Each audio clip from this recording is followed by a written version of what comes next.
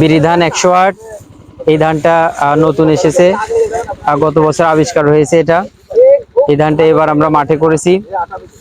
মাঠে অন্যান্য যে সফল ধান আছে তার মধ্যে সবচেয়ে ভালো ধান হয়েছে। এর এর শীষ বড়, শীষে ধানের সংখ্যা বেশি, এবং হচ্ছে যে মাঠে যে অন্যান্য ধান সেই ধানের সাথে আসছে। আমাদের ধান দেখে মনে হচ্ছে যে এটার ফলন প্রায় শতকে 1 মণ এরকম আমরা ফলন আশা করতেছি।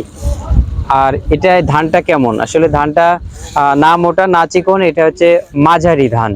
এই ধানটার বয়স 140 থেকে 145 দিন, এর ভেতরেই কাটা যাবে।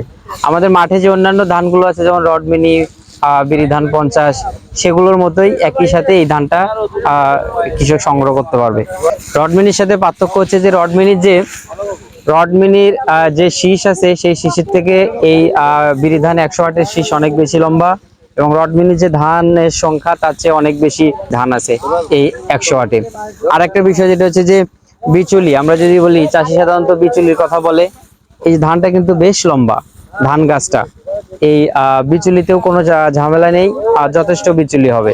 রোগ জীবাণু পোকামাকড়ে আক্রমণের ভেতরে আমরা জানি হচ্ছে যে এটা নতুন ধান, তাই রোগবালাই বা পোকামাকড়ের আক্রমণ খুব কম হবে বলে আমরা আশা করছি। এই ধানটা চাষ করলে আমার মনে হয় চাষি অনেক বেশি লাভবান হবে। মূলত এই ধানটা আমি অন্যান্য ধানের থেকে বেশি কোয়ালিটি সম্পূর্ণ পেয়েছি। আর এর প্রত্যেক ছড়ায় 300-র বেশি ধান আছে। আমার এখানে বিঘায় 30 মণ ছাড়িয়ে যাবে।